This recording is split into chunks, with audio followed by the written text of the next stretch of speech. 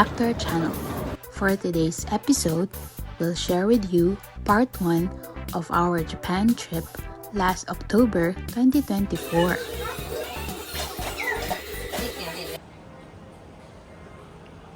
We've been to Japan several times, but this is the first time that I'll be flying out of New York City. Super layo ng experience when compared to Naiya Airport in the Philippines.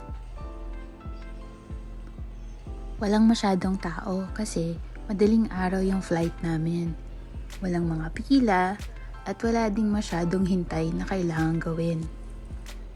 We chose JAL for this flight and we were checked in less than 10 minutes. Imagine, tumiting kami sa airport ng 11:30 p.m. for a 1:30 a.m. flight.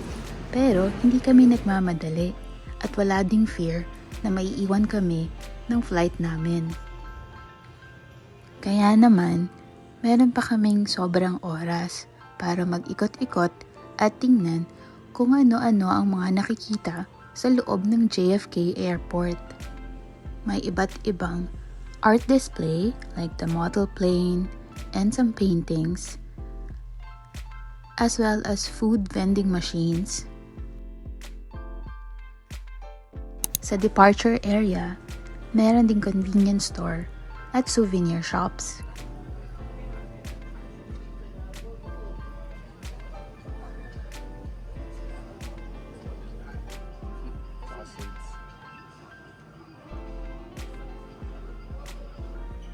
Okay ang quality at price range ng mga souvenir items na nandito sa shop. Okay na pang pasalubong, lalo na kung uuwi ng Pinas.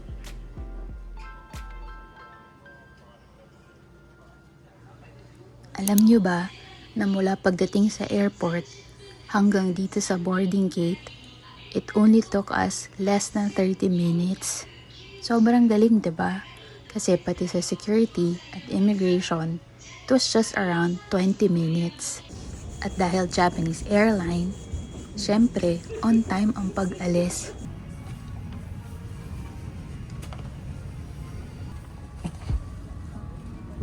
Bukod sa spacious legroom, kahit economy lang ang seats, masarap din ang in-flight meals ng JAL. Medyo disappointing lang itong unang meal kasi parang snack lang. Pero bumawi naman sa second meal.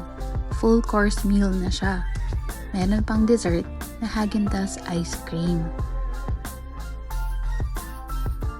14 hours ang flight from New York to Tokyo, Japan. Pero aside from a slight turbulence near the Hudson River area, everything was smooth from the takeoff to the landing.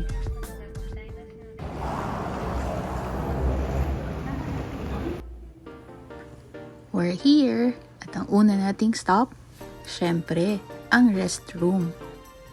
I'm sure, pag na-experience nyo na ang mga toilet sa Japan, sobrang mamimiss nyo ang pagiging automatic at efficient ng mga ito.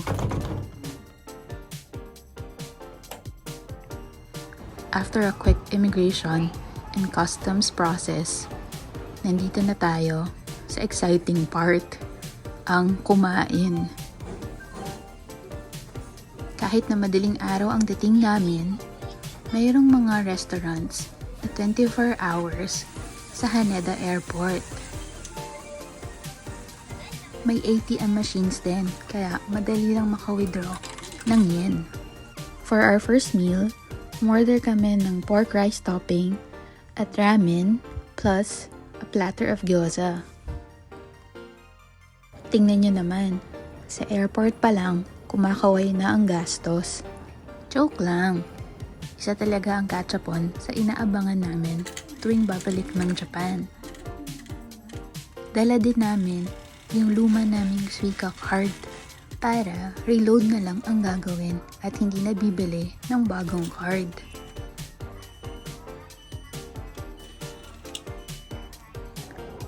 Dahil madaling araw pa, maluwag din ng train at Mabilis lang din kaming nakarating sa station namin na malapit sa hotel.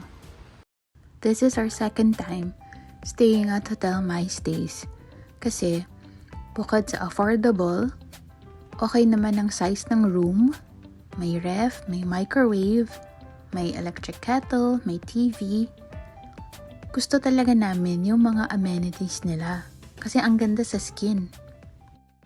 Ang convenient na yata talaga ang pinakauna sa listahan ng mga dapat gawin pagdating sa Japan, lalong-lalo na ang mga Pinoy. Tumaan din kami sa grocery at nagulat na meron ng mga self-checkout area sa ibang mga tindahan.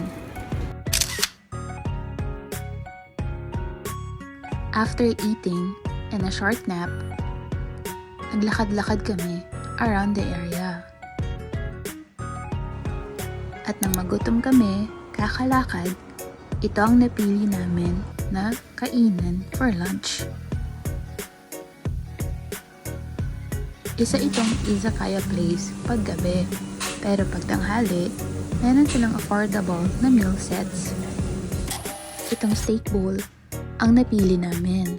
Hindi siya wagyu level, pero for the price, di ka naman dugi sa lasa.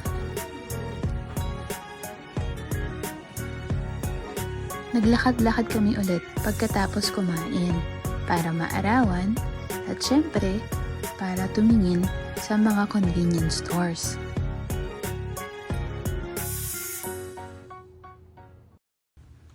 Walking distance from our hotel ang Kappabashi area. This area is famous for buying kitchen and dining supplies as well as other glassware, home decor, at kung ano-ano pa.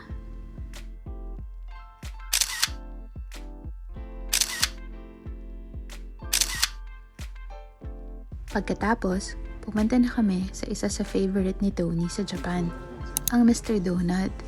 Nandito kasi yung favorite namin na pondering donut na parang may mochi sa loob.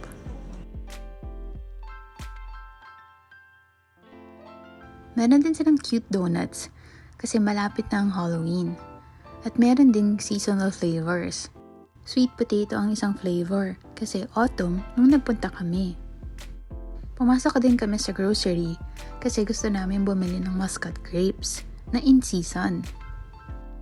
Bumili din kami ng sobrang sarap na apple juice at itong discounted na sushi set. Pagkatapos, pumunta kami sa isang Shotengai or yung shopping street.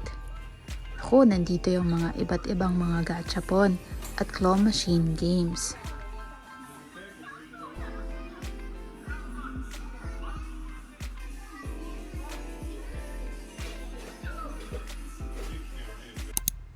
Nahatak naman kami ng mabangong amoy ng bagong lutong karage. Kaya syempre, dapat itong itry. Sakto din na meron siyang katabing takoyaki shop. Kaya, bumili din kami ng isang set. At, ang verdict, masarap. Pagkatapos, naglakad na kami papunta sa Sensoji Temple. Nakapunta na kami dito dati, pero first time namin na gabi.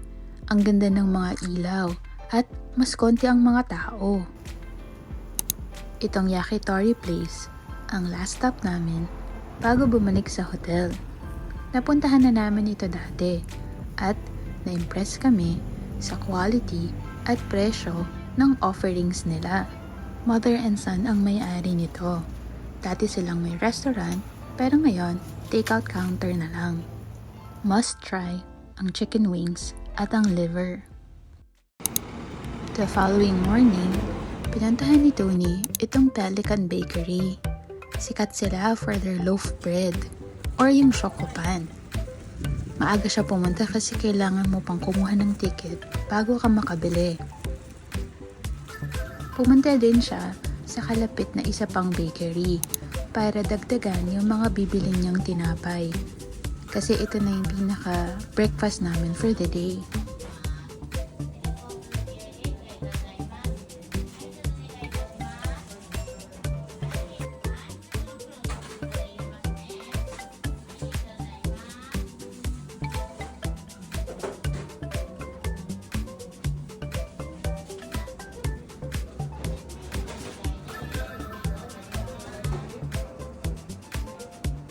Ang verdict, masarap ang peach Danish at ang katsu sandwich.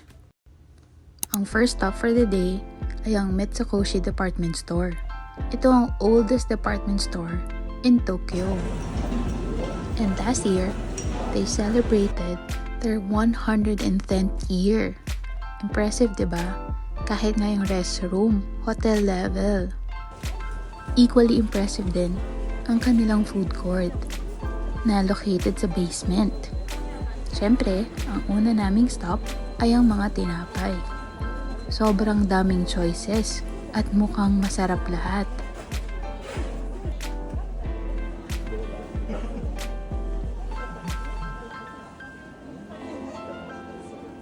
Kahit ang simpleng brioche bread nila, mukhang sobrang sarap.